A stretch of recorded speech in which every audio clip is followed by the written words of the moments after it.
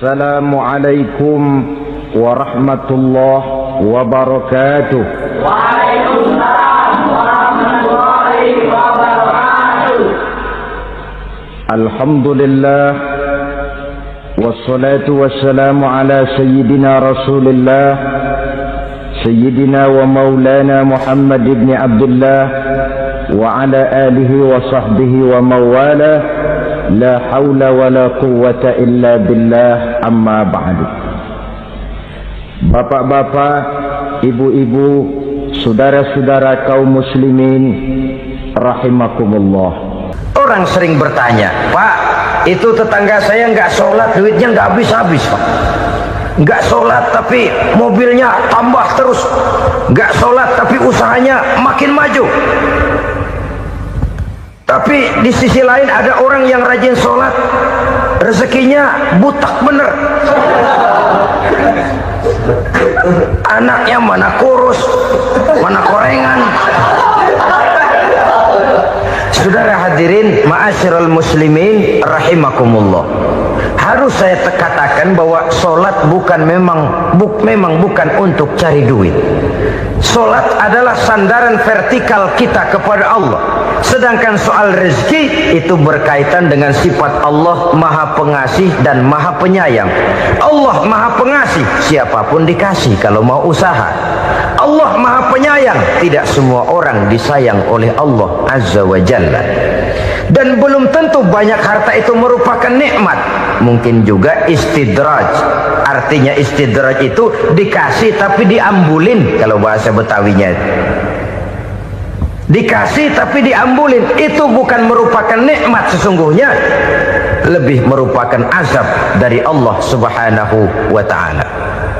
Agama mempunyai sistem sholat, dan kita umat Islam telah dituntun oleh Allah Subhanahu wa ta'ala yang wajibnya 5 kali dalam sehari semalam mendirikan sholat, dan itu tentu berada dalam jangkauan kemampuan manusia. Pada awalnya barangkali kita memang merasa sholat itu satu kewajiban, tapi semakin kita hayati makna, manfaat dan filsafat yang terkandung di dalam ajaran sholat, semakin sampai kita kepada keyakinan bahwa sholat adalah keperluan kita. Sehingga pada waktu tertentu dinilai puncaknya, kita tidak lagi akan berkata saya wajib sholat, tapi kita akan berkata saya perlu sholat. Kalau kita sudah merasakan itu adalah keperluan kita, nah di sanalah kita baru akan merasakan ruginya kalau hal itu tidak kita laksanakan. Sepanjang kita masih berkata saya wajib sholat, kita akan lebih merasakan dia sebagai beban ketimbang sebagai keperluan. Yang jelas Allah tidak memerlukan ibadah yang kita laksanakan ini. Dengan kata lain, andai kata satu dunia penuh ini orang tidak ada yang sholat satu pun, Allah tidak akan turun dari jabatan Tuhan. Jangan lalu berpikir kalau kita ngambek se-RW kagak sembahyang Tuhan tekor kali ini ya. Tentu tidak. Itu perlunya kita, bukan perlunya Allah. Dan pada induknya kita akan berkata saya perlu agama. Kalau secara induk kita sudah memerlukan agama, maka konsep-konsep yang ada di dalam ajaran agama itu pun adalah juga merupakan keperluan kita. Baik dia bernama sholat, baik dia bernama puasa, baik dia bernama zakat, baik dia bernama haji, seluruhnya adalah keperluan kita. Dan sesuatu yang kita perlukan apabila tidak kita laksanakan akan melahirkan kerugian di dalam kehidupan. Jangan heran kalau kita membaca riwayat perjalanan hidup para salafus soleh, orang-orang soleh. Ada yang tahajud sampai 100 rakaat, ada yang sholat malam kakinya sampai bengkak. Kita sekalinya bengkak biri-biri. Ada yang sholat membaca surah dalam Al-Quran sampai khotam Quran. Kok mau? Mereka sudah merasakan itu keperluan. Itu saja soalnya. Satu saat pun jikalau kita merasa bahwa itu keperluan saya, kita pun akan melaksanakan seperti itu. keperluan saya dalam kehidupan. Inilah yang kedua. Yang ketiga, orang bertakwa yang akan meraih kemenangan itu wa mimma razaqnahum yunfikun. Mereka membelanjakan sebagian daripada rezeki yang diberikan Allah kepada mereka. Mereka infakkan di jalan Allah. Ada satu dialog menarik. Satu hari seorang anak muda bertemu dengan seorang kakek-kakek yang sudah dikenalnya baik. Bertanyalah anak muda ini, "Kek, umur kakek berapa tahun?" 15 tahun, kata si kakek. "Anak kakek berapa orang?" 1. "Harta kakek berapa banyak?" 15 juta. Si anak muda ini bengong, lalu protes, "Kok kakek bohongin saya?" "Kenapa?" "Saya tahu umur kakek 70 tahun. Kenapa ngaku 15? Saya tahu anak kakek 5. Kenapa bilang 1? Saya tahu kakek miliuner, miliaran uang kakek. Kenapa ngaku cuma 15 juta? Begini, kata si kakek tadi. Benar, umur saya 70 tahun. Tapi dari umur yang 70 tahun itu baru 15 tahun terakhir ini saya merasakan ibadah kepada Allah. Meninggalkan maksiat, jauh dari segala macam munkarat. Maka yang 15 tahun inilah yang benar-benar saya rasakan sebagai umur saya. Benar anak saya 5, tapi yang 4 susah diatur. Cuman 1 rasanya nih yang bakal jadi si buah hati, belahan jantung, pelanjut cerita penerus sejarah. Cuma 1 ini yang saya harapkan, yang akan jadi anak soleh, yang akan membuat saya menerima pensiunan pahala. Kalau yang 4 apek dah, nggak ada harapan. Yang 1 nyekek botol mulu. Oh begitu, iya. Lalu kenapa kakek bilang harta kakek cuma 15 juta padahal saya tahu kakek uangnya miliaran, depositonya banyak? Ya karena 15 juta itulah yang saya ingat, yang pernah saya belanjakan di jalan Allah. Saya merasa itulah harta saya yang sebenarnya. Yang miliaran yang saya simpan di bank kelak, kalau saya satu saat saya mati, akan jadi rebutan di antara anak-anak saya. Iya kalau anak saya soleh kayak yang 1 ini. Kalau yang 4 tadi udah tulen dia bakal berantem dah berebut tuh. Jadi 15 juta yang saya belanjakan di jalan Allah inilah yang saya merasakan benar-benar harta saya yang sesungguhnya. Dialog ini patut menjadi bahan renungan kita bersama. Diberikan kita umur 40, 50, 60, 70, 80. Berapa tahun dari umur yang diberikan itu yang jalan mulus, yang kita gunakan untuk melaksanakan ibadah? Banyak harta kita simpan di bank, di lemari, di dompet, di tas. Tapi berapa yang sudah kita depositokan di jalan Allah yang akan menemani kita di hari kita kembali nanti? Maka orang bertakwa yang akan meraih kemenangan, wa mimma razaqnahum yunfikun, mereka membelanjakan sebagian dari rezeki yang diberikan Allah di jalan Allah Subhanahu wa ta'ala. Ma'asyiral muslimin rahimakumullah. Zahirnya memang kita memberikan kepada orang lain, tapi hakikatnya kita menyimpan untuk diri kita sendiri. Kita memberikan kepada yatim piatu 25.000. Zahirnya kita memberikan si yatim, hakikatnya kan kita cuma nyimpan. Saya berikan, titip kepadamu, ini untuk saya di akhirat. Kau boleh belikan baju, kau boleh belikan untukmu makan, kau boleh bayarkan sekolahmu. Ini untuk saya. Hakikatnya kita nyumbang masjid 1 juta, zahirnya kita berikan kepada panitia masjid, tapi hakikatnya kan cuma titip 1 juta ya untuk saya di alam kubur nanti. Silahkan kau boleh belikan semen, ini uang, belikan besi, belikan pasir. Saya cuma sekedar titip untuk kepentingan saya. Hakikatnya kita cuma sekedar menitip. Sebagaimanapun pada hakikatnya, apapun yang kita miliki dalam kehidupan kan cuma sekedar hak guna pakai, bukan hak milik mutlak. Harta kita, rumah kita, kendaraan kita, kebun kita, pabrik kita, hak guna pakai saja. hak milik mutlak cuma untuk Allah Subhanahu wa ta'ala. Saudara-saudara kaum muslimin rahimakumullah, ini yang ketiga. Kemudian yang keempat, orang-orang bertakwa yang akan meraih kemenangan, allazina yu'minuna bima unzila ilaika, mereka yang beriman, mereka yang percaya kepada apa yang telah diturunkan kepadamu Muhammad, ay Al-Quran, yakni Al-Quranul Karim.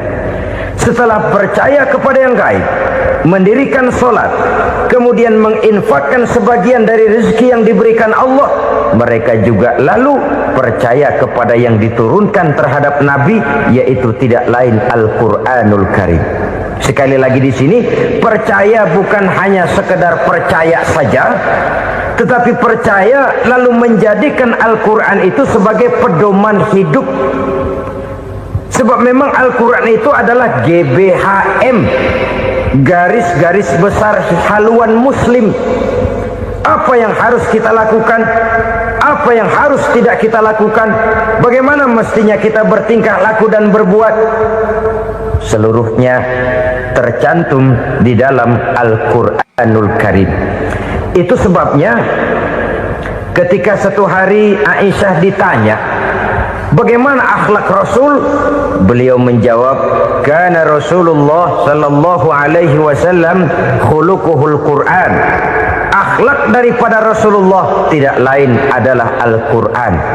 Jawaban simpel ini memberikan gambaran bahwa keseluruhan daripada konsepsi Quran sudah diterjemahkan dalam kehidupan Rasulullah sallallahu alaihi wasallam.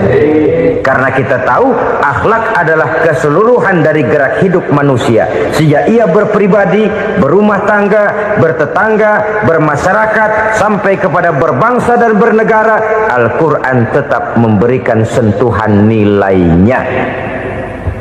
Oleh karenanya, orang-orang yang bertakwa adalah orang-orang yang menjadikan Al-Quran sebagai pedoman dalam kehidupannya. Dan kita yakini Al-Quran diturunkan kepada Nabi Muhammad bukan merupakan produk Nabi Muhammad. Isi dan redaksinya langsung dari Allah Subhanahu wa ta'ala.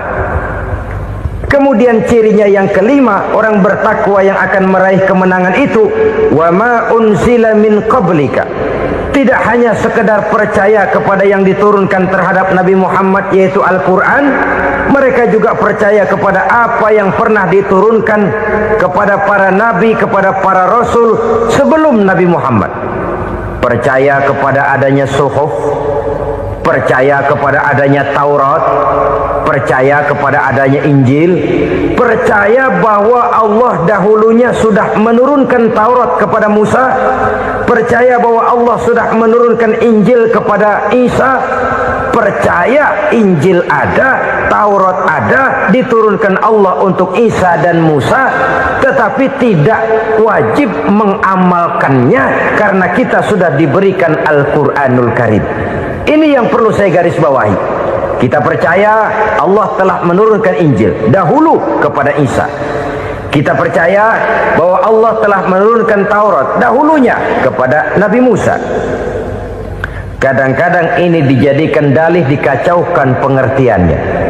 Quran saja mengajarkan bahwa orang yang bertakwa harus percaya kepada Injil, maka pakailah Injil. Apalagi kalau ayat sebelumnya ditilap, dihapus, dihilangkan, Injilnya yang ditekankan, maka akan terjadilah penekanan yang salah arah. Karena salah arah akhirnya bisa merusak dan menghancurkan akidah. Ketika Rasul suatu saat pernah ditanya orang, "Ya Rasul, bagaimana sikap kita sebagai muslim terhadap Injil yang ada sekarang?" Beliau menjawab, "La tukadzibuhu jami'an wa la tusaddiquhu jami'an." Jangan didustakan seluruhnya, jangan juga dibenarkan semuanya. Artinya, ini sudah merupakan gambaran dari Rasul bahwa dalam Injil yang ada sekarang masih ada ajaran-ajaran tauhid yang dibawa oleh Nabi Isa dan diajarkan kepada umatnya. Tapi Tetapi juga dalam Injil yang sekarang ini sudah terkena intervensi dan investasi manusiawi. Karena itu Rasul menyimpulkan, la tukadzibuhu jami'an wa la tusaddiquhu jami'an. Jangan didustakan semua, jangan dibenarkan seluruhnya.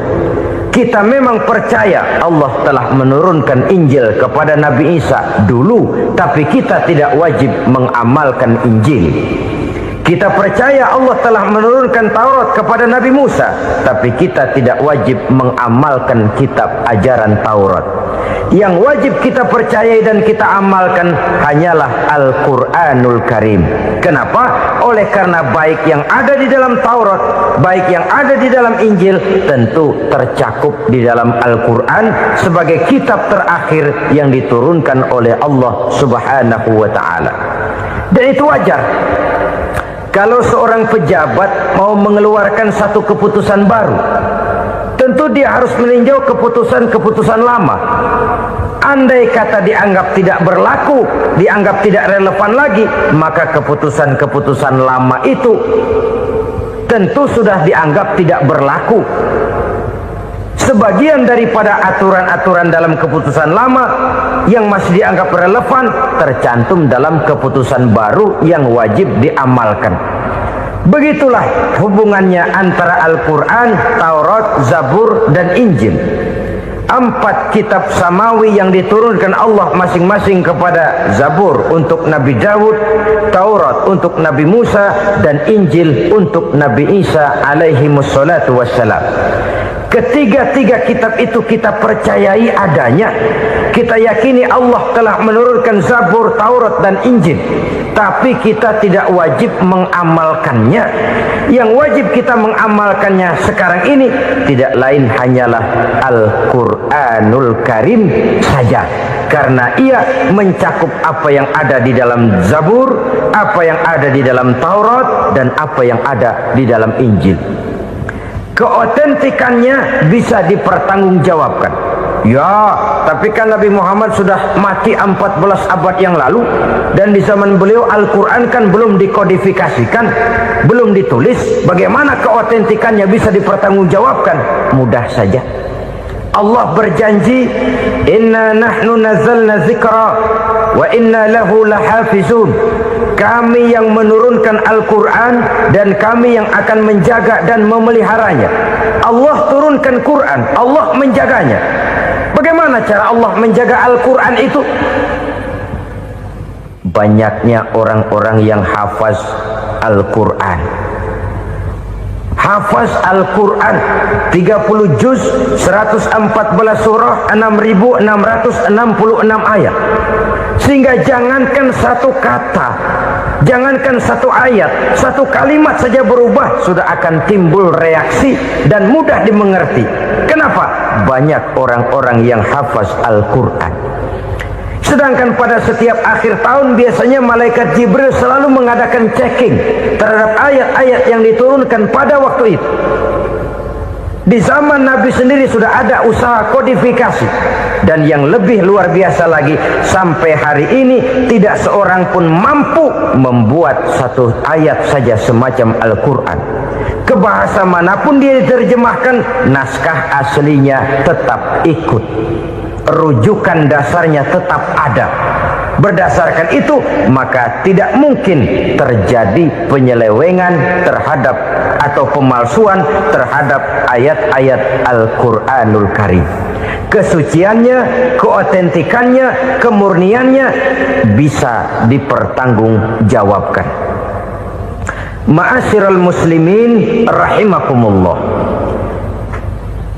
Oleh karenanya, konsepsi dasar daripada ajaran Islam ini memang tidak lain adalah Al-Quran dan Sunnah.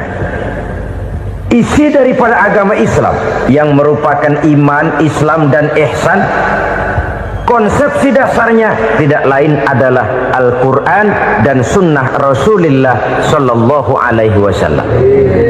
Maka yang kita perlukan sekarang ini adalah terjemahan Al-Quran di dalam kehidupan kita. Dengan demikian, maka gaya kehidupan yang lebih Qurani itulah yang kita dambakan. Kita perlu memang terjemahan Quran dalam bahasa Inggris, dalam bahasa Belanda, dalam bahasa Jepang, tapi yang lebih kita perlukan adalah terjemahan Quran di dalam kehidupan kita. Konsekuen, tidak memanipulasi, ringan sama kita jinjing, berat sama kita pikul. Jangan kalau lempengan ayat Quran tuh kira-kira enak diamalin, keras teriakan kita. Giliran kira-kira ayat Quran itu mukul kepala kita sendiri, diam kita.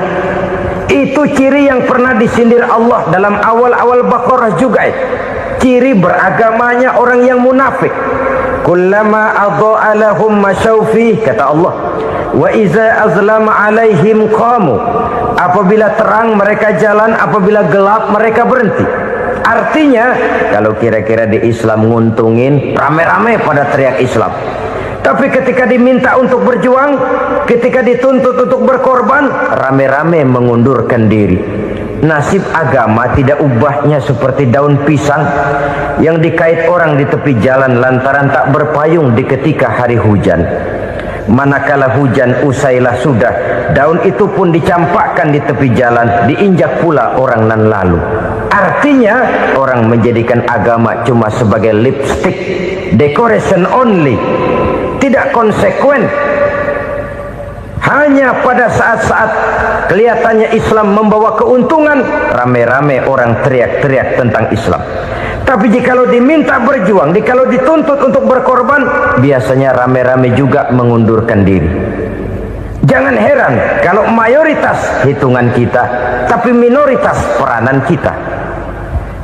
Kuantitas kita dalam jumlah, tapi dalam kualitas kita lebih sering jadi penonton daripada jadi pemain. Padahal itu sangat tidak boleh terjadi. Umat Islam di Indonesia harus bangkit. Umat Islam di Indonesia harus sadar akan keberadaannya. Tidak boleh hanya jadi penonton berpangku tangan, karena memang agama kita juga mengajarkan untuk konsekuen di dalam menjabarkan ajaran-ajaran daripada agama kita. Kita sering menjadi jatuh menjadi umat yang lemah oleh karena kita ini tidak pandai menggalang kebersamaan yang diakibatkan tidak konsekuennya kita. Diistilahkan bahwa umat Islam di dalam menggalang kebersamaannya itu harus seperti orang main sepak bola. Saudara-saudara kan tahu orang main sepak bola itu. Orang main sepak bola, kalau pertandingan belum dimulai sih silakan saja kumpul di luar lapangan, atur strategi yang baik. Tapi kalau pertandingan sudah dimulai, turun ke lapangan hijau, jangan kumpul terus. Ada sepak bola gotong royong, mundur-mundur rame-rame, depan ke depan kumpul melulu mainnya. Kalah. Orang main sepak bola itu ya harus ada penyerang tengah, harus ada penjaga gawang, harus ada strikernya, harus ada kiri luarnya, kanan dalamnya yang jadi backnya. Posisi boleh bermacam-macam, tapi yang penting saling ngoper untuk menggolkan gawang lawan. Begitulah umat Islam ini. Boleh ada yang jadi pejabat, boleh ada yang jadi pengusaha, boleh ada yang jadi petani, silakan ada yang jadi seniman, ada yang jadi penyair, ada yang jadi artis sekalipun. Tapi kalau sudah berhasil menguasai bola, jangan lupa operannya. Operan itu yang langka. Kita ini muslim kadang-kadang kalau sudah memegang menguasai bola, kalau belum mau mampus, belum mau ngoper. Nanti kalau sudah nggak punya bola, baru mau ngoper. Kalau sudah dengar-dengar mau dekat pensiun, baru mau jihad, baru mau berjuang, baru mau ngurus pesantren. Tanda tangan sudah tidak laku, memo sudah tidak dihargai, baru mau berjuang. Kemarin kemana mas? Kita tidak pandai memanfaatkan posisi. Dengan kata lain, kalau kembali kepada persoalan kita, konsekuensi kita terhadap agama yang kita anut ini belum ideal. Kita masih lebih sering berislam ini pada saat-saat yang menurut perhitungan kita membawa keuntungan. Tapi kalau diminta berjuang, dituntut berkorban, yang itu pun hakikatnya adalah untuk kepentingan kita juga. Allah tidak pernah menuntut kita untuk jihad bagi kepentingan Allah, itu tidak. Berjuang menegakkan agama Allah, apakah untuk kepentingan Allah? Tidak. Untuk kepentingan kita. Sebab nilai-nilai jihad itu pada akhirnya akan membawa kita kepada suatu kebahagiaan. Setidaknya kalau tidak di dunia, tentu di akhirat sebagai syahid. Oleh karena itu, pada bagian akhir ini saya ingin mengajak, marilah kita konsekuen. Sekali kita berkitabkan Al-Quranul Karim, mari dia kita jadikan pedoman. Jangan cuma kita jadikan sebagai penghias dinding, pelengkap rumah, bahwa di rumah kita ada Al-Quran, tapi yang baca kecoa. Habis pada bolong tuh Quran. Yang penting kan punya Quran. Ditaruh di pintu rumah, biar apa? Biar kuntilanak kagak masuk katanya. Ya, apa itu nasib Quran? Cuma kerjanya jaga pintu, ngusir kuntilanak, ngusir memedi. Bagaimana kita hidup menurut tuntunan Al-Quran? Kadang-kadang tidak pernah menjadi masalah bagi kita. Maka bagaimanakah Al-Quran akan mungkin membawa keberkahan dalam hidup kalau ajarannya kita injak-injak dalam keseharian kita? Mewujudkan gaya hidup yang lebih Qur'ani, itulah yang akan kita rintis di dalam kehidupan kita, bertahap, step by step, menurut kemampuan yang ada pada kita. Jika jalan ini tidak bisa kita selesaikan, percayalah akan ada generasi penerus yang akan melanjutkan usaha dan cita-cita mulia itu. Jadi percaya kepada Taurat, percaya kepada Injil, sekadar percaya Allah dahulunya sudah menurunkan itu, tapi kita tidak wajib mengamalkannya. Kenapa? Generasi Injil masa berlakunya sudah kedaluarsa. Taurat masa berlakunya sudah kedaluarsa. Injil pernah berlaku untuk orang Nasrani di zaman Nabi Isa. Taurat pernah berlaku untuk orang Yahudi di zaman Nabi Musa. Setelah generasinya berlalu, datang Rasul penutup yang membawa Al-Quranul Karim. Maka Al-Quran itulah yang berlaku menjadi pedoman sampai hari akhir nanti. Jangan jauh dari Al-Quran, karena apabila ini kita lakukan, maka kita akan kembali kepada satu gaya hidup yang jauh dari tuntunan agama, dan itu artinya kita akan semakin jauh untuk meraih kemenangan. Saudara-saudara kaum muslimin rahimakumullah, yang keenam, yang terakhir, orang-orang bertakwa yang akan meraih kemenangan itu wabil akhirati hum yuqinun. Mereka percaya, mereka yakin seyakin-yakinnya akan adanya hari akhir,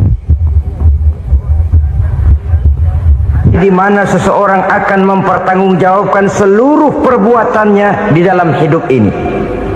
Dan tidak ada satu perbuatan yang bagaimana kecilnya sekalipun yang tersembunyi dalam pandangan manusia yang tidak akan dibukakan persoalannya di mahkamah Qadi Rabbul Jalil di akhirat nanti.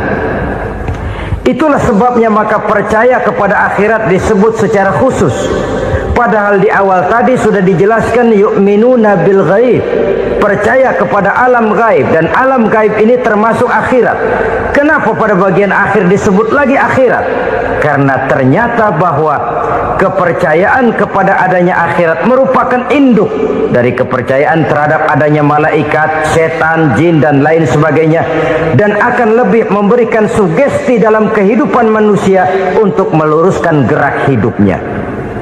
Jikalau satu saat tergerak hati akan berbuat kejahatan, ingin mencuri, sadarlah, awas ada akhirat. Sebab kalau kita cuma teriak awas ada polisi, itu cuma tertunda sementara. Begitu polisi meleng, embat. Kalau kita ingin berbuat jahat cuma berteriak awas ada hansip, cuma sementara ketika hansip itu ada. Tapi kalau ceritanya awas ada akhirat, mau menyeleweng awas ada akhirat, mau berjudi awas ada akhirat, mau mencuri awas ada akhirat. Keyakinan yang akan meluruskan gerak hidup manusia sehingga gerak itu jadi lebih terarah dan terkodaran vertikal yang langsung kepada Allah Subhanahu wa ta'ala. Dan itu hanya bisa kita tempuh melalui jalur ibadah formal yang sudah ditentukan Allah, yakni sholat yang 5 waktu. Untuk memperkuat itu ada sholat-sholat sunnah, rawatib, nawafil, sebagai terminal kontrol cadangan untuk memelihara stabilitas temperatur batin di dalam kita berhubungan dengan zat yang maha gaib, yaitu Allah subhanahu wa ta'ala. Orang sering bertanya, Pak, itu tetangga saya nggak sholat, duitnya nggak habis-habis, Pak. Nggak sholat tapi mobilnya tambah terus, nggak sholat tapi usahanya makin maju. Tapi di sisi lain ada orang yang rajin sholat, rezekinya butak bener. Anaknya mana kurus, mana korengan. Saudara hadirin, ma'asyiral muslimin rahimakumullah. Harus saya katakan bahwa sholat memang bukan untuk cari duit. Sholat adalah sandaran vertikal kita kepada Allah. Sedangkan soal rezeki itu berkaitan dengan sifat Allah maha pengasih dan maha penyayang. Allah maha pengasih, siapapun dikasih kalau mau usaha. Allah maha penyayang, tidak semua orang disayang oleh Allah azza wa jalla. Dan belum tentu banyak harta itu merupakan nikmat. Mungkin juga istidraj. Artinya istidraj itu dikasih tapi diambulin, kalau bahasa Betawinya itu. Dikasih tapi diambulin, itu bukan merupakan nikmat sesungguhnya, lebih merupakan azab dari Allah subhanahu wa ta'ala.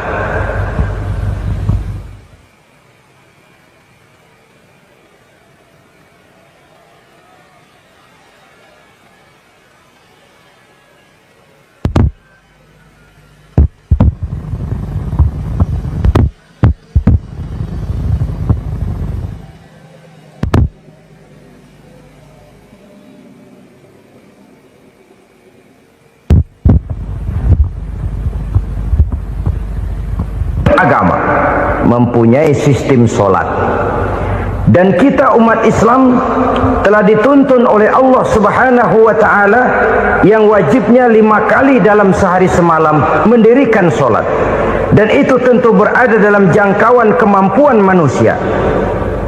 Pada awalnya barangkali kita memang merasa sholat itu satu kewajiban, tapi semakin kita hayati makna, manfaat dan filsafat yang terkandung di dalam ajaran sholat, semakin sampai kita kepada keyakinan bahwa sholat adalah keperluan kita.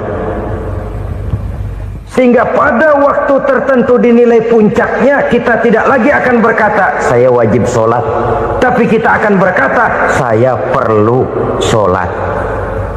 Kalau kita sudah merasakan itu adalah keperluan kita, nah di sanalah kita baru akan merasakan ruginya kalau hal itu tidak kita laksanakan. Sepanjang kita masih berkata saya wajib sholat, kita akan lebih merasakan dia sebagai beban ketimbang sebagai keperluan. Yang jelas Allah tidak memerlukan ibadah yang kita laksanakan ini. Dengan kata lain,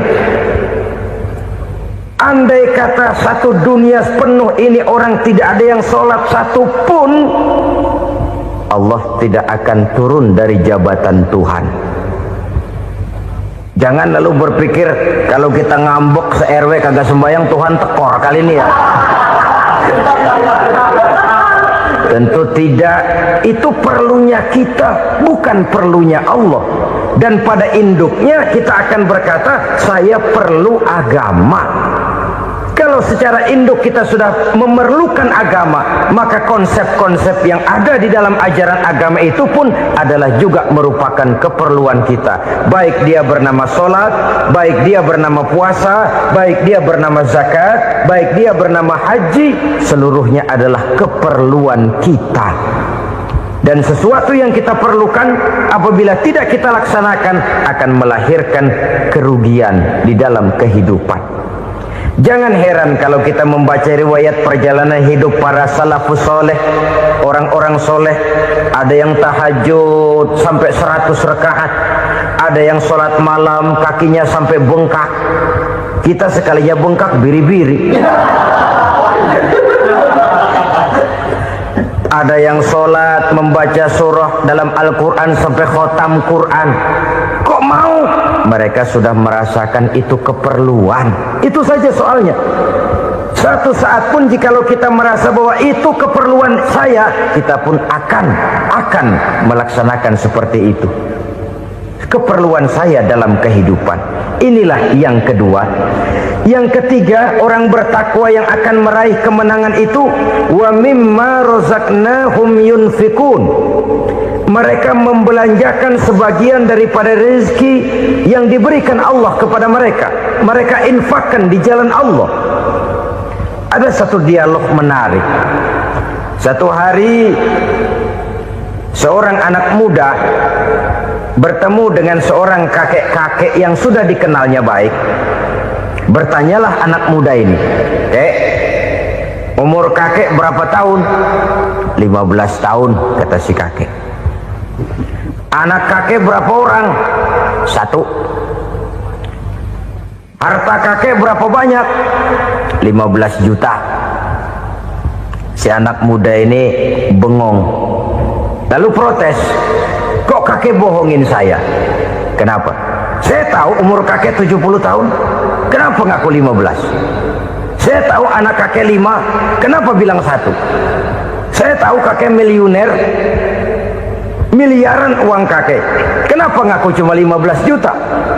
Begini kata si kakek tadi, benar umur saya 70 tahun, tapi dari umur yang 70 tahun itu baru 15 tahun terakhir ini saya merasakan ibadah kepada Allah, meninggalkan maksiat, jauh dari segala macam munkarat. Maka yang 15 tahun inilah yang benar-benar saya rasakan sebagai umur saya. Benar anak saya 5, tapi yang 4 susah diatur. Cuman 1 rasanya nih yang bakal jadi si buah hati, belahan jantung, pelanjut cerita penerus sejarah. Cuma 1 ini yang saya harapkan, yang akan jadi anak soleh, yang akan membuat saya menerima pensiunan pahala. Kalau yang 4 apek dah, nggak ada harapan. Yang 1 nyekek botol melulu. Oh begitu, iya. Lalu kenapa kakek bilang harta kakek cuma 15 juta, padahal saya tahu kakek uangnya miliaran, depositonya banyak?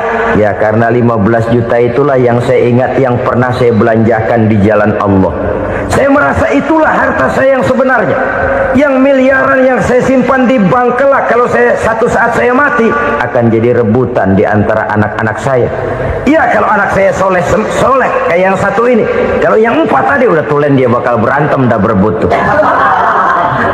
Jadi 15 juta yang saya belanjakan di jalan Allah inilah yang saya merasakan benar-benar harta saya yang sesungguhnya. Dialog ini patut menjadi bahan renungan kita bersama. Diberikan kita umur 40, 50, 60, 70, 80. Berapa tahun dari umur yang diberikan itu yang jalan mulus, yang kita gunakan untuk melaksanakan ibadah? Banyak harta kita simpan di bank, di lemari, di dompet, di tas. Tapi berapa yang sudah kita depositokan di jalan Allah, yang akan menemani kita di hari kita kembali nanti?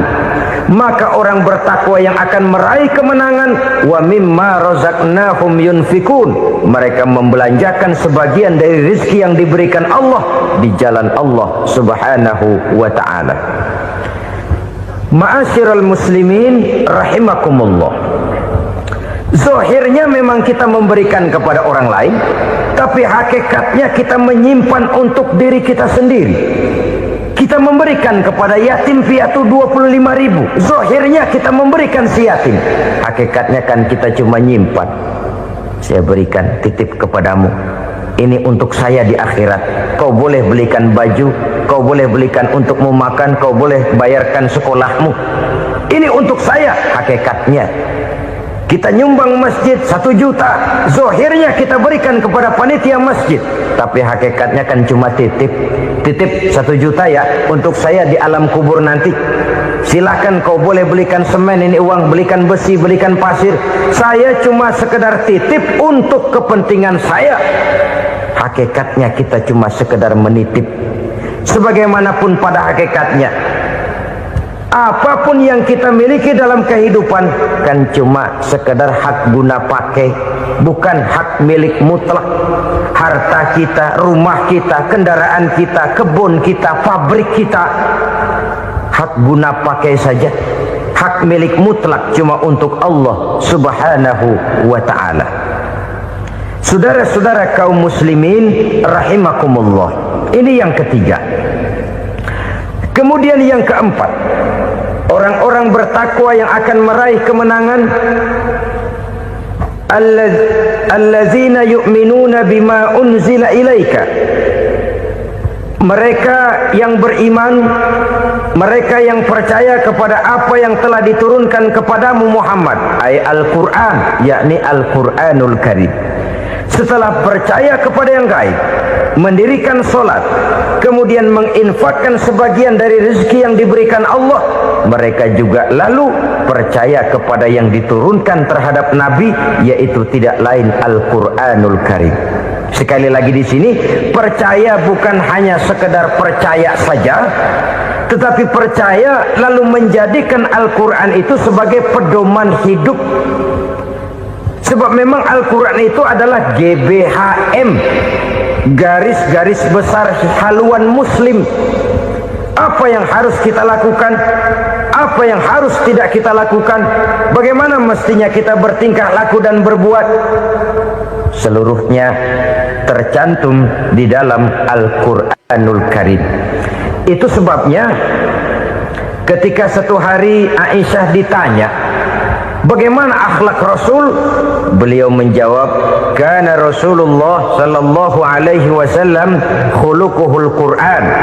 Akhlak daripada Rasulullah tidak lain adalah Al-Quran. Jawaban simpel ini memberikan gambaran bahwa keseluruhan daripada konsepsi Quran sudah diterjemahkan dalam kehidupan Rasulullah sallallahu alaihi wasallam. Karena kita tahu akhlak adalah keseluruhan dari gerak hidup manusia, sejak ia berpribadi, berumah tangga, bertetangga, bermasyarakat, sampai kepada berbangsa dan bernegara. Al-Quran tetap memberikan sentuhan nilainya. Oleh karenanya, orang-orang yang bertakwa adalah orang-orang yang menjadikan Al-Quran sebagai pedoman dalam kehidupannya.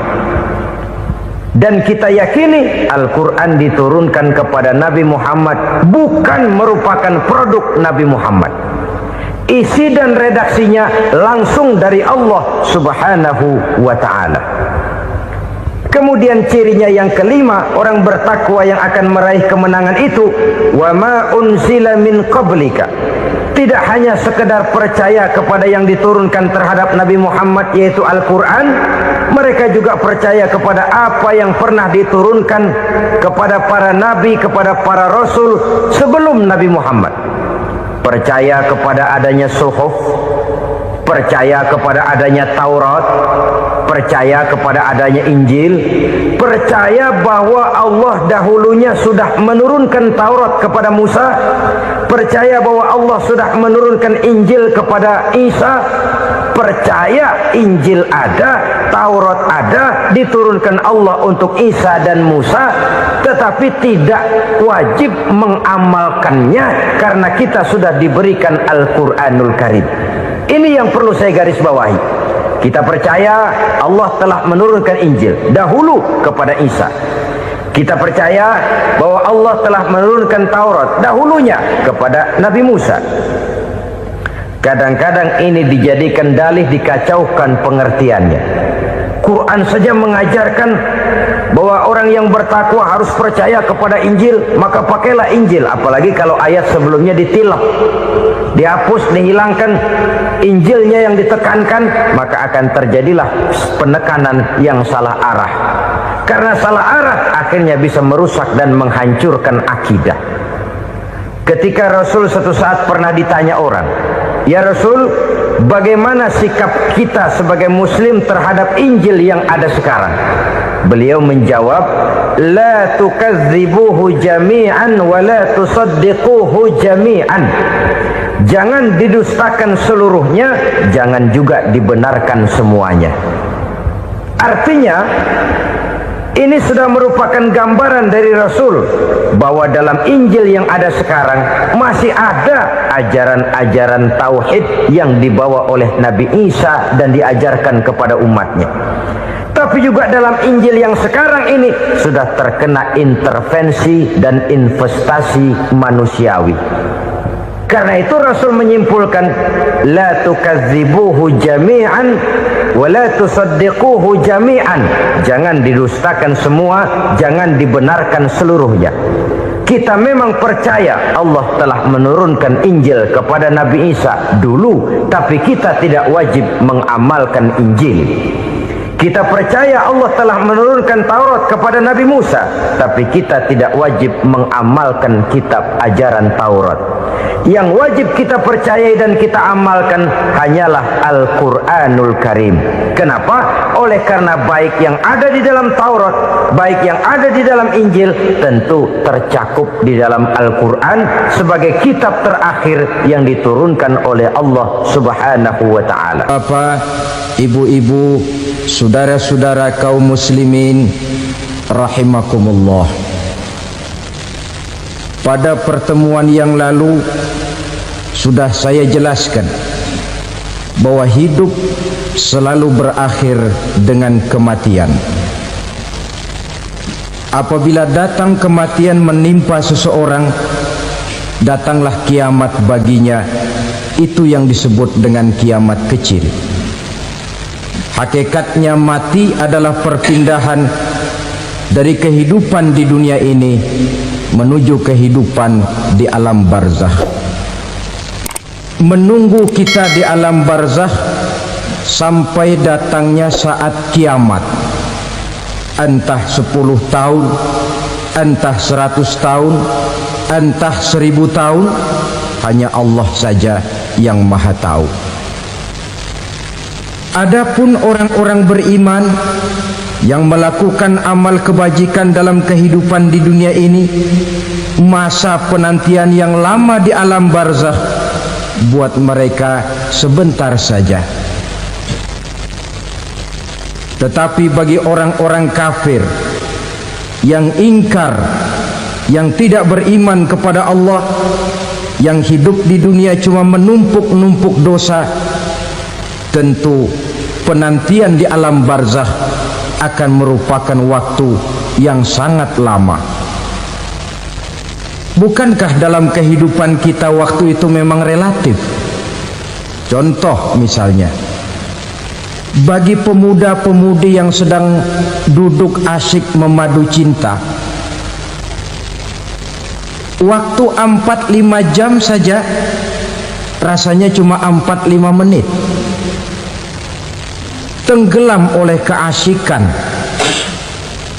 Tapi buat orang yang berbaring di rumah sakit, meratap di balik-balik apa itu tembok derita kata lagu,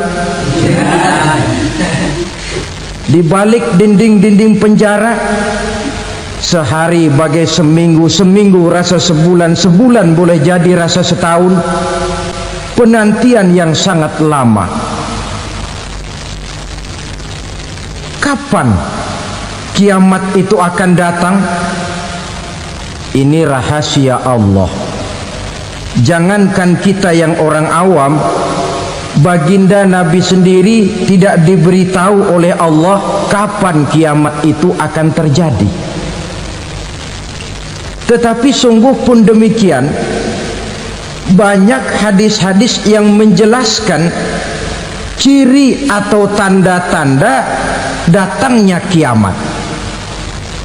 Nah, kalau sudah bicara soal tanda, tanda kiamat itu ada 2. Pertama yang disebut alamatus sughra, tanda-tanda kecil. Ini waktunya masih ada tenggang. Ada yang dinamakan alamatul kubra, tanda-tanda besar. Artinya kiamat sudah diambang pintu. Apa tanda-tanda kecil dari datangnya hari kiamat itu?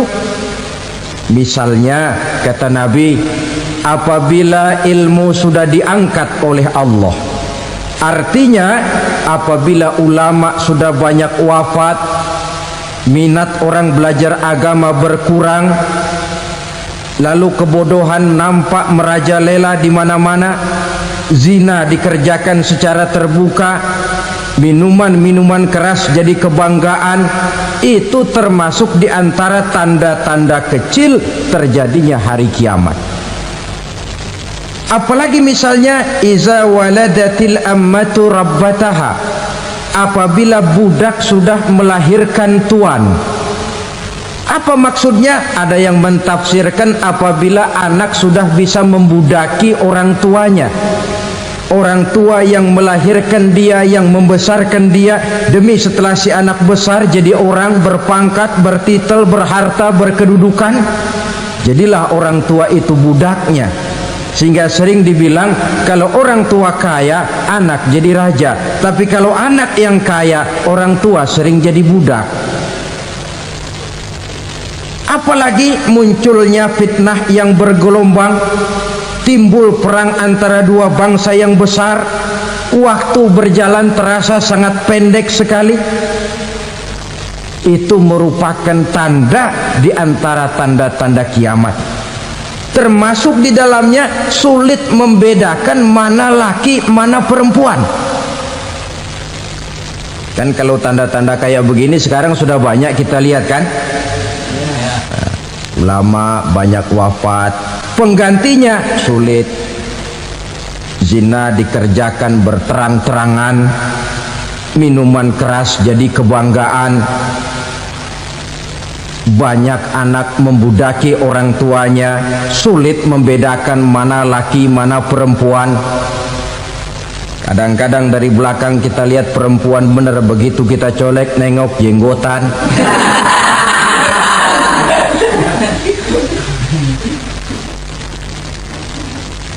Ini termasuk tanda-tanda kecil, masih ada tenggang sampai akan terjadinya kiamat itu. Nah, yang dimaksud dengan tanda-tanda besar, ini tanda besar artinya kiamat sudah diambang pintu. Pertama, matahari terbit dari sebelah barat. Apabila matahari sudah terbit dari arah sebelah barat, tertutuplah sudah pintu taubat. Bersabda Nabi kita, la taqumus sa'atu hatta tatlu'a syamsu min maghribiha. Tidak akan datang hari kiamat sampai matahari terbit dari arah sebelah barat.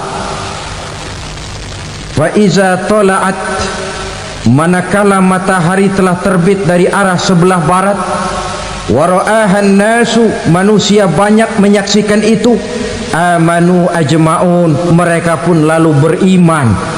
Yang tadinya kafir, yang tadinya ingkar, yang tadinya membangkang, setelah melihat matahari terbit dari sebelah barat, buru-buru beriman, berlomba-lomba mengucap dua kalimat syahadat. Tapi apa yang terjadi? Kata Nabi, wadzalika hina la yanfa'u nafsan imanuha lam takun amanat min qabl. Hari itu adalah hari yang iman sudah tidak berguna lagi bagi seseorang apabila sebelumnya memang dia tidak pernah beriman. Au kasabat fi imaniha khaira, atau beriman tetapi tidak pernah melakukan kebajikan di dalam keimanannya itu. Hari yang sudah kasib, hari yang sudah terlambat, beriman tidak akan ada gunanya lagi. Ini pelajaran buat kita. Sebelum sang surya terbit dari sebelah barat, sebelum nafas sampai di tenggorokan, artinya pintu taubat masih terbuka. Kalau dua hal itu sudah terwujud, nafas sudah sampai di kerongkongan atau matahari sudah terbit dari arah sebelah barat, tertutuplah sudah pintu taubat. Tak ada lagi gunanya pangkat, jabatan, harta, bahkan beriman pun dalam suasana macam itu too late, kata orang Kulon. Sudah terlambat. Matahari terbit dari arah sebelah barat, itu tanda besar, artinya kiamat sudah diambang pintu. Lalu apalagi tanda besar? Munculnya Dajjal. Dajjal artinya pendusta-pendusta yang menyesatkan manusia. Ada dua macam dajjal, saudara. Ada dajjal kecil. Ini dajjal kelas teri. Kalau ini sejak zaman Rasulullah sudah ada itu. Tiap zaman ada. Di zaman Rasulullah misalnya ada yang bernama Aswad al-Unsi dari Yaman. Ada yang namanya Musailamah al-Kazzab dari Yamamah. Ada yang namanya Ibnu Sayyad dari Madinah. Ini dajjal-dajjal di zaman Rasul. Musailamatul Kazzab memproklamirkan diri jadi nabi dia. Di zaman Rasul masih hidup. Ini dajjal zaman Nabi. Di zaman sahabat muncul dajjal-dajjal. Di zaman kita sekarang ini dajjal-dajjal pun gentayangan. Dajjal-dajjal kelas teri. Kerjanya mendustakan manusia, menyesatkan manusia, memalingkan manusia dari jalan yang benar dan diridhoi oleh Allah Subhanahu wa taala. Adapun yang merupakan tanda besar dari datangnya kiamat, dajjal-dajjal kelas kakap, pembohong-pembohong besar yang menyesatkan masyarakat manusia berpaling dari jalan Allah mengikuti jalan mereka. Apa sih ciri dajjal itu? Kata Nabi dalam hadis Bukhari Muslim, innad dajjala, sesungguhnya yang namanya dajjal itu yakhruju, satu saat akan muncul mendekati hari kiamat. Wa inna ma'ahu ma'an, si dajjal ini membawa air. Wa naran, dan juga membawa api. Dua simbol. Di tangan yang satu dia bawa air, di tangan yang satu dia bawa api. Wa ammal ladzi yarahu an-nasu ma'an fanarun, adapun yang orang banyak lihat air, hakikatnya adalah api. Yang dilihat api, hakikatnya adalah air. Oleh sebab itu, kalau api yang ditawarkan, ambillah air. Kalau air yang ditawarkan, pilihlah api. Maksudnya apa ini? Ini bahasa simbol, saudara-saudara. Dajjal bicaranya seolah-olah untuk kepentingan manusia, menawarkan surga. Surga yang dia tawarkan hakikatnya neraka. Hai manusia, kalau kau mau bahagia, jangan dekat-dekat dengan agama. Solat itu tidak efektif dan efisien, tidak produktif dari segi ekonomi itu. Menghadiri majelis taklim cuma buang-buang waktu. Tahajud, tasbih, tahlil, baca Quran, apa itu? Pekerjaan mubazir saja. Hidup ini cuma sekali, masa yang cuma sekali, manfaatkan dengan sebaik-baiknya. Mumpung, dibawanya sifat mumpung tetapi dalam pengertian yang sangat negatif. Bicaranya seolah-olah untuk kepentingan manusia, tetapi sebenarnya menjerumuskan manusia. Menawarkan air tapi sebenarnya api, menawarkan api tapi hakikatnya air. Buat apa kamu sholat? Buat apa kamu bayar zakat? Buat apa kamu puasa? Surga yang dicanangkan dajjal hakikatnya neraka. Neraka yang digambarkan dajjal pada dasarnya adalah surga. Jadi memutarbalikan fakta itu kerjaan dajjal. Yang hak jadi batil, yang batil dibilang hak, yang benar jadi salah, yang salah malah jadi benar. Tuntunan disuruh jadi tontonan, tontonan malah menjadi tuntunan. Itu pekerjaan dajjal profesinya. Zamannya Nabi Adam, dajjalnya kan iblis. Betul? Betul. Apa sih gang kerayuan iblis itu? Allah setelah menciptakan Nabi Adam kan bilang, Adam, kau dan istrimu Hawa tinggal di surga ini. Seluruh fasilitas yang ada di surga persilahkan kau nikmati. Satu yang tidak boleh, jangan coba-coba dekati pohon khuldi. Dekat saja jangan, apalagi sampai memetiknya. Datang Dajjal yang namanya iblis ini. Adam, kamu tahu nggak kenapa tidak boleh makan buah khuldi? Ya nggak tahu, pokoknya saya dilarang. Bodoh kamu, Dam. Khuldun artinya kekal. Kalau kamu makan itu buah, kau akan kekal di surga buat selamanya. Allah tidak kepengen, maka dilarang kamu makan buah khuldi. Kalau kau ingin kekal di surga, Adam, makan saja. Saya bicara begini ini untuk kepentingan kamu, Adam. Ini kan ciri-ciri Dajjal. Bicaranya sih seolah-olah untuk kepentingan Nabi Adam, hakikat sebenarnya menjerumuskan Nabi Adam supaya ingkar dan melanggar larangan dari Allah Subhanahu wa ta'ala. Jadi setelah muncul Dajjal, timbul kekacauan-kekacauan di masyarakat.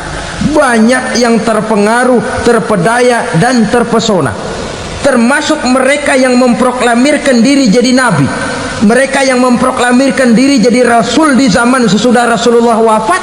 Itu adalah Dajjal. Maka saya ingatkan, kalau di zaman kita sekarang ini ada orang ngaku jadi nabi, ada orang ngaku jadi rasul, biar bahasa Arabnya kental, Quran hafal, hadis ribuan hadis hafal, biar pakai serban sampai menyengser ke tanah, bahasa Arabnya fasih, tapi dia mengaku jadi nabi, jadi rasul, kita umat Islam wajib tidak percaya. Wajib untuk tidak percaya. Itulah Dajjal zaman kita sekarang ini. Tidak mustahil mereka datang mempengaruhi orang awam supaya berpaling dari Rasulullah, mengikuti mereka. Nah, di akhir zaman nanti, mendekati hari kiamat, Dajjal ini muncul. Dajjal kelas kakap, menyesatkan masyarakat manusia untuk berpaling dari Islam, mengikuti seruan mereka. Apalagi di antara datangnya kiamat itu, tanda yang besar itu, turunnya Nabiullah Isa Al-Masih, putra Maryam. Menurut berbagai hadis yang sahih, Nabi Isa Al-Masih nanti akan turun lagi, tidak membawa risalah yang baru, tapi meluruskan risalah Islam ini yang telah banyak ditinggalkan oleh masyarakat. Bahkan ada hadis menjelaskan beliau akan membunuh Nabi, mematahkan kayu-kayu salib, lalu melaksanakan haji dan umrah mengikuti syariat Nabi Muhammad, bukan membawa agama baru. Menjadi semacam mujaddid, reformer, menyelamatkan manusia dari bisikan Dajjal. Bahkan ada riwayat yang menjelaskan bahwa Nabi Isa berhasil mengalahkan Dajjal, mengembalikan masyarakat manusia kembali kepada ajaran Islam yang datang dari Allah, dibawa oleh Rasulullah Sallallahu Alaihi Wasallam. Dengan kata lain, turunnya Nabi Isa bukan sebagai nabi dan rasul baru, tetapi mengikuti syariat Nabi kita Muhammad Sallallahu Alaihi Wasallam. Saudara hadirin, ibu-ibu hadirat yang saya hormati, kemudian apalagi di antara tanda-tanda besar akan datangnya kiamat itu? Keluarnya asap atau awan. Kata Nabi, inna min asyrati sa'ah dukhanan yamla'u ma bainal masyriqi wal maghrib. Di antara tanda-tanda kiamat, munculnya awan antara langit dan bumi. Ini pun diperkuat dalam surah Ad-Dukhan ayat 10. Fartaqib yauma ta'ti as-sama' bidukhanin mubin fayughshan nas hadza azabun alim. Bagi orang-orang yang beriman, mereka biasa-biasa saja, tapi bagi orang kufur, datangnya asap dan awan ini merupakan azab yang kelewat pedih. Barangkali sedikit mendekati gambaran tentang azab yang pedih ini, saya ingatkan alam pikiran kita kepada peristiwa yang belum lama terjadi. Pernah dengar berita bocornya reaktor nuklir di Chernobyl, Uni Soviet? Pernah dengar? Bocornya reaktor nuklir di Chernobyl yang mengakibatkan ratusan bahkan sangat mungkin ribuan nyawa. Cuma satu reaktor. Bagaimana kalau seluruh cadangan nuklir yang dimiliki oleh para negara adik kuasa ini diledakkan? Bahkan yang konon menurut catatan, cadangan nuklir yang dimiliki bersama oleh Amerika dan Rusia sekarang ini sudah sanggup memusnahkan 6 miliar manusia, 1,5 kali lebih banyak dari jumlah manusia yang nongkrong di permukaan bumi ini. Saudara-saudara hadirin yang saya hormati, lalu saat mendekati hari kiamat, apalagi tandanya? Setelah Nabi Isa wafat, pada saat turunnya yang kedua kali, lalu Allah meniupkan angin sejuk. Semua orang-orang beriman, orang-orang baik wafat, sehingga penghuni bumi ini cuma tinggal lagi terdiri dari orang-orang kafir. Tidak ada lagi di bumi ini yang bisa mengucapkan Allah. Hingga dalam hadis qudsi itu ada keterangan, innallaha azza wa jalla yaqulu li Israfil. Allah pernah pesan kepada malaikat Israfil. Kata Allah, Israfil, iza sami'ta qailan yaqul Allah Allah fa akhirin nafakh 40 sanatan ikraman liqailiha. Hai Israfil, apabila kau dengar di permukaan bumi masih banyak orang yang mengucapkan Allah Allah, maka tunda sangkakala kiamat itu 40 tahun. Untuk apa? Ikraman liqailiha, menghormati orang yang mengucapkan Allah Allah itu. Wah, jadi karena sekarang masih banyak yang mengucapkan Allah, besar hatilah kita, masih jauh kiamat itu. Tapi jangan lupa, kiamat pribadi, kiamat kecil itu yang nggak kita sangka-sangka. Ajal datang mencabut nyawa, itu kiamat pribadi. Dan itu yang pasti kita hadapi, dan itu yang membuat kita tidak boleh bersikap main-main di dalam kehidupan sekarang ini. Saudara hadirin yang saya hormati, tidak ada lagi orang-orang muslim. Seluruh penduduk dunia ini kafir. Lalu terciptalah struktur sosial yang berlandaskan prinsip hidup semau gue. Bakal terjadilah prinsip di mana yang kaya menyantap yang miskin, yang kuat menindas yang lemah. Hidup sudah bagaikan di rimba belantara, berlaku hukum rimba. Siapa yang kuat dia yang menang, siapa yang lemah menjadi mangsa. Timbul kekacauan, maksiat merajalela, munkarat menjadi-jadi, sehingga isi bumi ini penuh dengan segala macam perbuatan dosa. Tidak ada perlunya lagi alam diperpanjang temponya. Datang saat yang sudah dijanjikan oleh Allah Azza wa Jalla, maka terjadilah yang disebut kiamat kubra, kiamat besar, kiamat ancur-ancuran. Bagaimana kejadian ini dimulai? Dalam surah Az-Zumar ayat 68, Allah subhanahu wa ta'ala berfirman, wa nufikha fis suri fasa'iqa man fis samawati wa man fil ardi illa man sya'allahu. Maka manakala ditiuplah sangkakala, terkejutlah seluruh yang ada di langit dan seluruh yang ada di bumi. Bila saat kiamat datang, Allah perintah malaikat Israfil, Israfil, tiup sangkakalamu. Ditiuplah sangkakala oleh malaikat Israfil.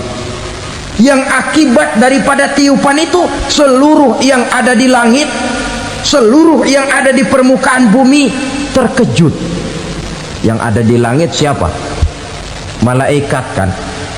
Bayangin aja kalau malaikat kaget, apalagi kita. Terkejut seluruh makhluk yang ada di bumi, yang ada di langit mendengar suara sangkakala itu. Bunyinya tidak sanggup kita bayangkan dahsyatnya.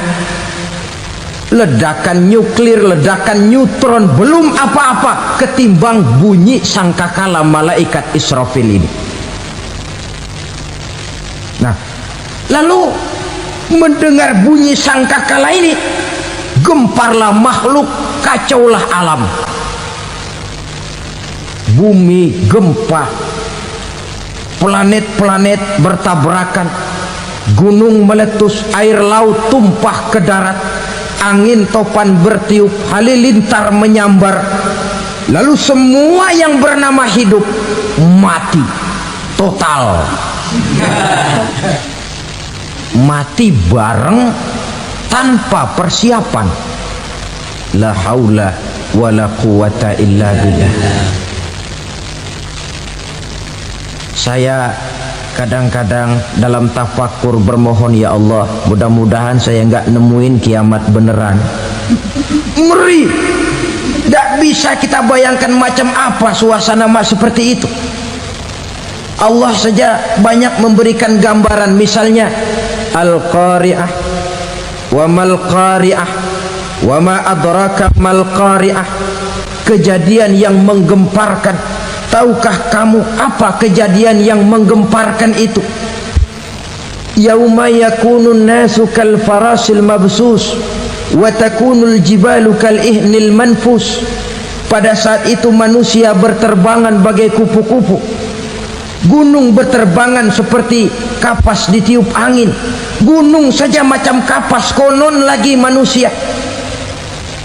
Kematian total, mulai semut sampai gajah mati, jin mati, iblis mati, malaikat mati. Malaikat saja mati. Saudara hadirin yang saya hormati, kematian total yang tanpa persiapan. Orang bilang, Pak, kalau mati bareng begitu yang repot malaikat maut dong ya. Cabut sana, cabut sini. Itu kalau menurut logika kita, mestinya begitu menurut logika. Tapi logika juga yang nggak perlu serepot itu. Sebab untuk mematikan listrik di wilayah DKI, di wilayah Jakarta, nggak perlu tiap rumah didatengin, matiin, ya lama. Cukup dari kantor pusatnya saja PLN, tekan satu tombol, gelaplah seluruh Jakarta. Saudara hadirin yang saya hormati, kematian total. Lalu setelah kematian total, planet-planet juga mati, dalam arti tidak bergerak dan beredar. Angin mati, dalam arti tidak bertiup. Air mati, dalam arti tidak ada riak gelombang. Pokoknya semua mati. Kullu nafsin za'iqatul maut, semua yang bernafas mati. Dalam ayat lain, kullu man 'alaiha fan, semua yang ada di permukaan bumi fana. Yang kekal cuma Allah Subhanahu wa ta'ala. Yang paling belakang mati malaikat maut dan malaikat Israfil. Tapi mati juga sesuai dengan janji Allah. 40 lamanya. Tidak dijelaskan oleh Abi Hurairah 40 jam, apa 40 hari, apa 40 tahun. Hadis-hadis cuma menyebutkan 40 saja. Sunyi alam, yang tinggal cuma Allah saja lagi. Ketika itu Allah berseru-seru, katanya, limanil mulkul yauma, siapa para penguasa hari ini? Mana itu raja-raja dan penguasa yang dulu mengaku jadi Tuhan? Fir'aun, mana Fir'aun sekarang?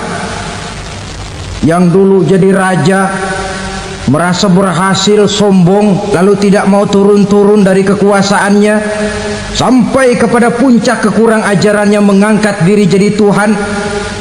Mana itu Fir'aun? Namrus, mana sekarang Namrus? La ilaha illa ana, ternyata tidak ada Tuhan lain selain daripada aku, kata Allah. Proses kemudian, saudara-saudara, turunlah hujan dari langit. 40 lamanya hujan itu, tidak jelas juga 40 jam apa 40 hari. Setelah air turun membasahi, datanglah tiupan sangkakala yang kedua.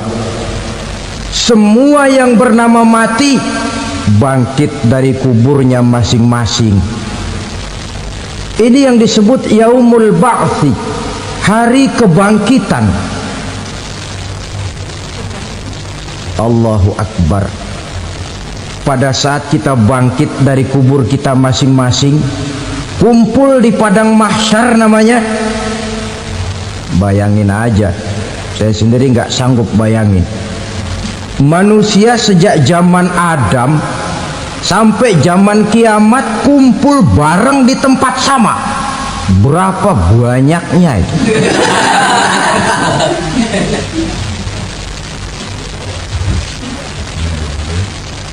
Dan yang luar biasa, menurut satu riwayat, pada saat bangkit itu, Masya Allah, roman muka kita berubah, disesuaikan dengan amalan kita waktu di dunia ini. Barang siapa yang waktu di dunia amalannya itu amalan tikus, di akhirat nanti dia bangkit dari kubur, mukanya seperti muka tikus. Gagah betul badannya, tapi mukanya seperti tikus. Kenapa? Amalannya waktu di dunia seperti amalan tikus. Apa amalan tikus itu? Suka ngegeragoti barang yang sudah disimpan rapi-rapi. Orang sudah simpan uang rapi-rapi, simpan perhiasan rapi-rapi, digeragoti oleh tikus. Maling-maling, pencoleng-pencoleng, koruptor-koruptor, itu nanti di akhirat nanti kita lihat mukanya seperti muka tikus. Oh, ini waktu di dunia suka nyolong, mukanya seperti muka tikus. Barang siapa yang waktu di dunia ini amalannya itu amalan macan, dia akan bangkit nanti mukanya seperti muka macan. Apa amalan macan? Macan itu amalannya menang-menangan. Orang yang mau menang saja, nggak mau mengalah. Coba lihat di hutan. Kenal hutan nggak? Di hutan, raja hutan di mana-mana pasti macan. Betul kan? Betul. Padahal hutan belum pernah bikin pemilihan umum. Tapi macan tidak peduli ada pemilihan umum apa tidak, pokok saya raja. Sebab apa? Macan jadi raja itu bukan karena benar, tapi karena kuat jadi raja. Setelah dia jadi raja, rakyat hutan yang mesti dilindungi malah dimakan oleh raja macan. Kambing rakyat hutan dimakan oleh macan. Ayam rakyat hutan dimakan oleh macan. Itu nanti kita lihat di akhirat itu mukanya seperti muka macan, gagah betul. Lalu barang siapa yang di dunia ini amalannya itu seperti amalan anjing, nanti dia punya muka seperti muka anjing. Apa amalan anjing?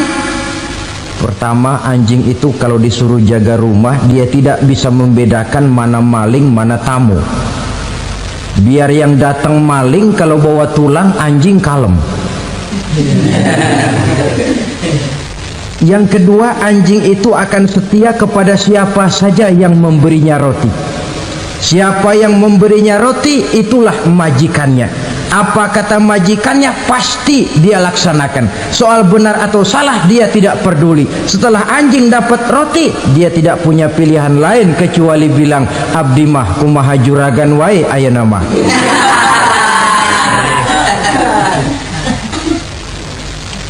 Saudara hadirin yang saya hormati, berkumpul di padang mahsyar, tiap orang sibuk dengan persoalannya masing-masing. Matahari waktu itu didekatkan oleh Allah, panas luar biasa. Ada yang saking panasnya itu mencucurkan peluh keringat sampai sebatas mata kakinya. Ada yang keringatnya sampai sedengkulnya, ada yang keringatnya sampai sepusatnya, ada yang keringatnya mengalir sampai sebahunya, ada yang kelelap oleh keringatnya sendiri, sementara orang di sampingnya nggak apa-apa. Bergantung lagi amalan dia waktu di dunia ini. Saudara-saudara, sebagian orang dalam kepanikan padang mahsyar berombong-rombong datang mereka menghadap Nabi Adam. Ya Adam, anta abal bashar. Hai Adam, Tuhan adalah bapak moyang manusia. Kami sebentar lagi akan disidang, dimintakan pertanggungan jawab. Tolonglah kami, hai Adam. Kata Nabi Adam, jangankan nolongin sampean, saya sendiri tanggung jawab di hadapan Allah ketika dulu tidak boleh makan khuldi, saya serobot.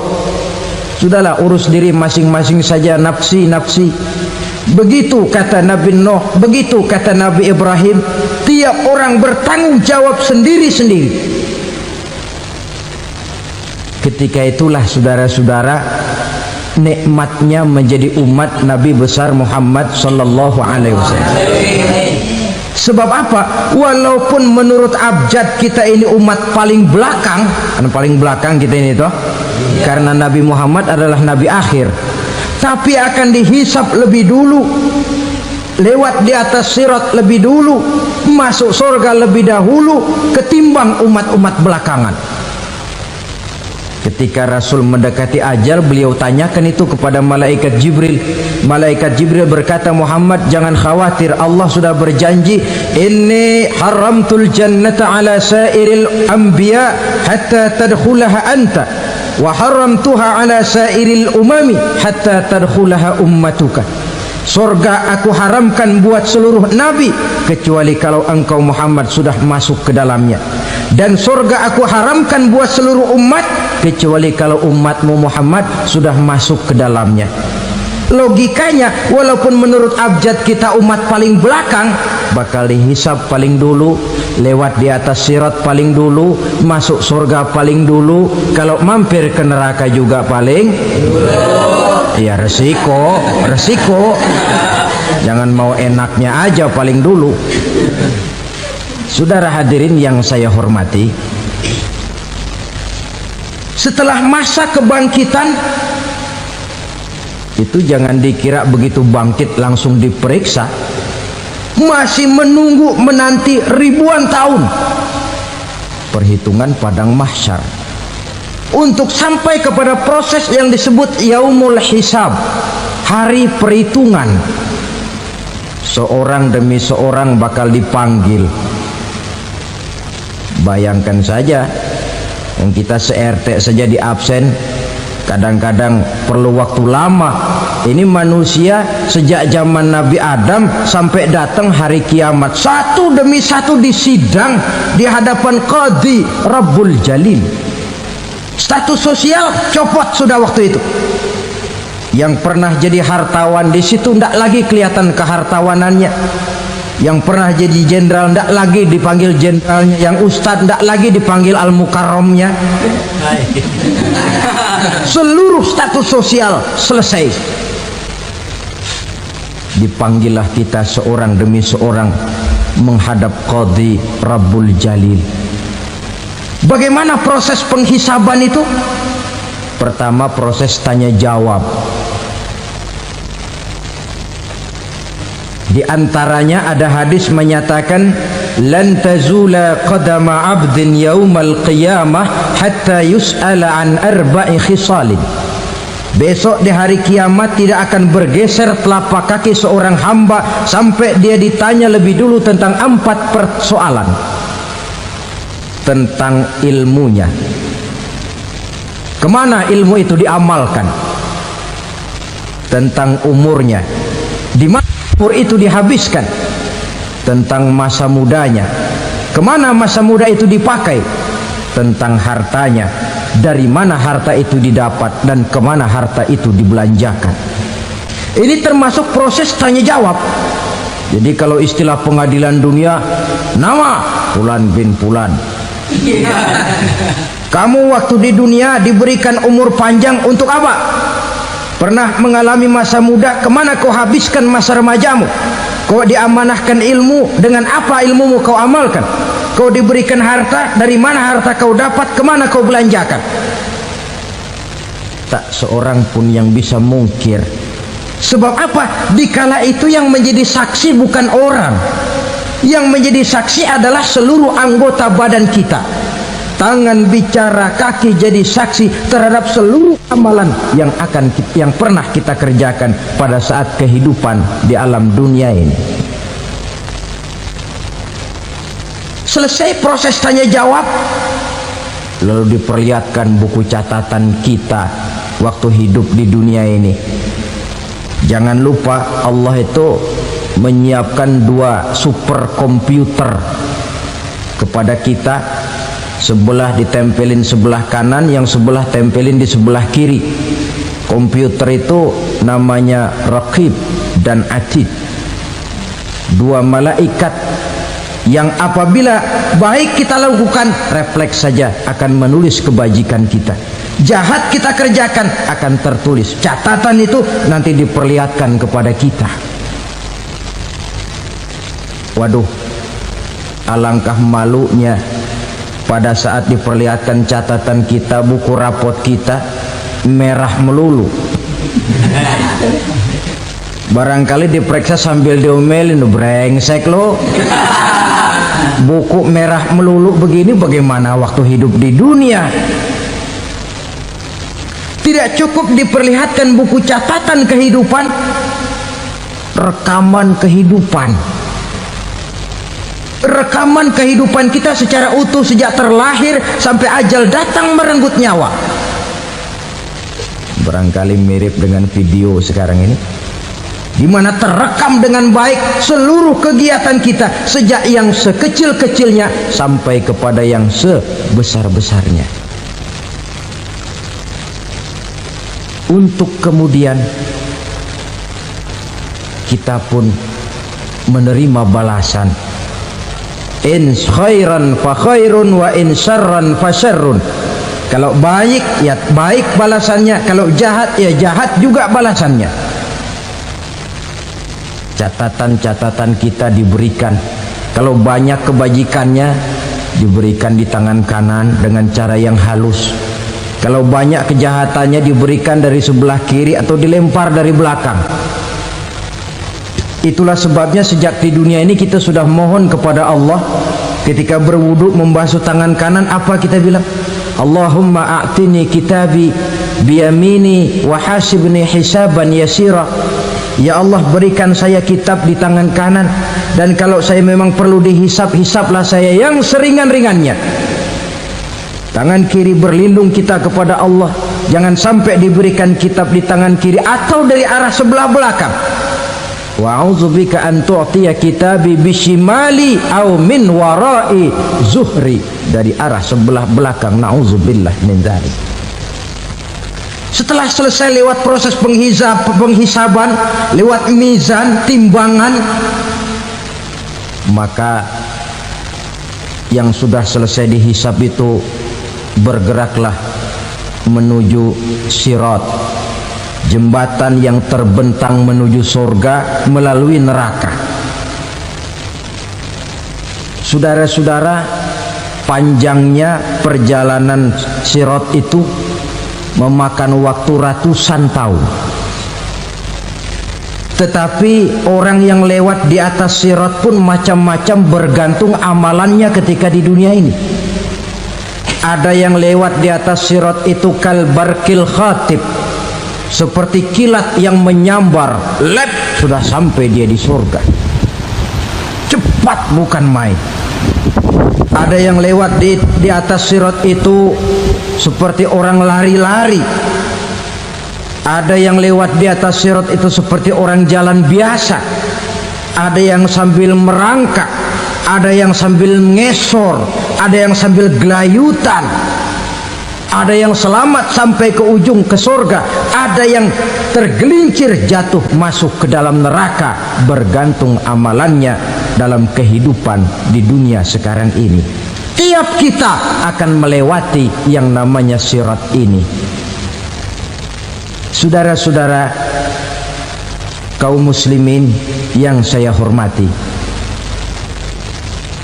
dengan demikian mereka yang selamat melalui sirat sampai ke terminal akhir surga, mereka yang ketika dihisab ternyata banyak kejahatannya daripada kebaikannya, mereka singgah di dalam neraka.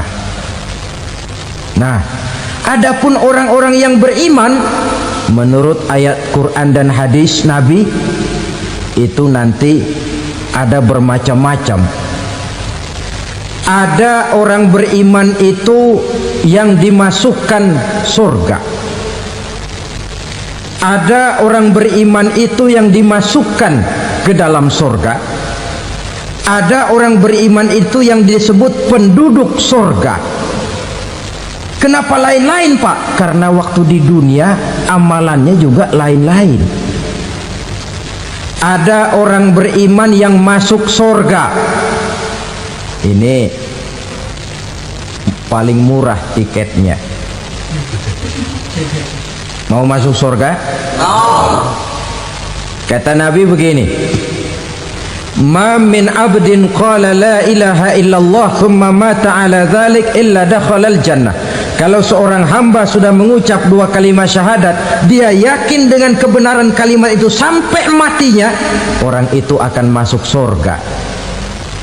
Abi Dzar yang waktu itu diajak bicara heran, ya Rasul kok gampang betul? Iya, walaupun orang itu mencuri, iya, walaupun orang itu berzina, iya, biar dia mencuri, biar dia berzina, kalau dia sudah mengucap dua kalimat syahadat, dia yakin dengan kebenaran kalimat itu sampai matinya, itu orang akan masuk surga. Jadi masuk surga cukup dua kalimat syahadat, yakin sampai mati, masuk surga. Itu perkara masuk. Tapi kalau pertanyaannya diterusin, masuknya kapan, Pak? Nah, ini lain lagi urusannya. Sebab ada yang masuknya itu langsung, ada yang mampir dulu. Di sana tempat cuma dua, kalau tidak surga, neraka. Mau ke surga tapi mampir dulu, yang mampirnya jelas di neraka. Kenapa? Dalam hadis qudsi ada riwayat, nanti itu di akhirat setelah Allah selesai mengatur penduduk surga masuk surga, yang neraka masuk neraka, Allah berkata kepada malaikat Malik, malaikat Malik, labaik ya Allah, itu bajingan-bajingan tengik, manusia-manusia durjana yang waktu di dunia tidak mau sujud, jauh dari ulama, gemar melakukan yang munkarat dan maksiat, hidup di tengah masyarakat selalu jadi bibit keonaran, kufur, sudah masuk neraka semua.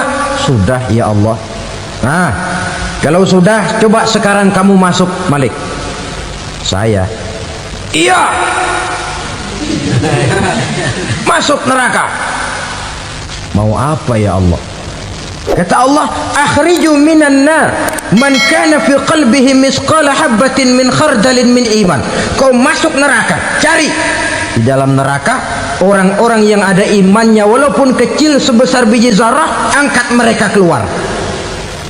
Masuk malaikat Malik ke neraka, cari orang yang ada imannya, korek-korek. Ya repot, udah pada gosong. Yang ada imannya diangkat ke atas, yang ada imannya diangkat ke atas. Lalu dimandikan di Nahrul Hayat, namanya sungai kehidupan di akhirat nanti. Cakep lagi rupanya, bersih lagi wajahnya, apel di hadapan Allah. Kata Allah, bagaimana mas? Kapok nggak sampean? Kapok ya Allah. Nah, kalau kapok, idhab fadkhulil jannah, pergi masuk surga sana. Berangkat mereka ke surga, ketemu sama teman-temannya yang udah sampai lebih dulu, yang nggak pakai mampir lagi. Terjadi dialog. Kata teman-temannya yang udah pada nyampe duluan, mas, iya, emang baru sampai? Saya baru sampai. Memang mampir di mana dulu mas? Kita sudah lama sampai di surga. Saudara buka surah Al-Muddatsir ayat 34-35. Masalakakum fis saqar? Kenapa kamu mampir di neraka Saqar? Qalu lam naku minal musallin. Mereka menjawab, kami mampir di neraka Saqar mas, gara-gara dulunya kami waktu di dunia ndak pernah sholat. Nggak pernah sholat? Nggak pernah. Kan rumahnya dekat masjid. Cuma dekat doang mas. Sholat mah enggak saya. Nggak pernah ngasih makan fakir miskin. Nggak pernah hadir di majelis taklim. Pendeknya nggak pernah melakukan kebajikan. Maka saya pun mampir di neraka Saqar. Untung betul saya punya iman mas, sedikit. Waktu hidup di dunia dulu saya pernah mengucap 2 kalimat syahadat. Sekali-kalinya waktu mau kawin. Masya Allah. Untung saja kawin. Kalau nggak kawin polos.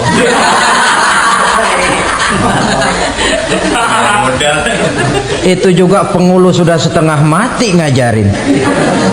Asyhadu alla, asyaduaan, asyaduaan.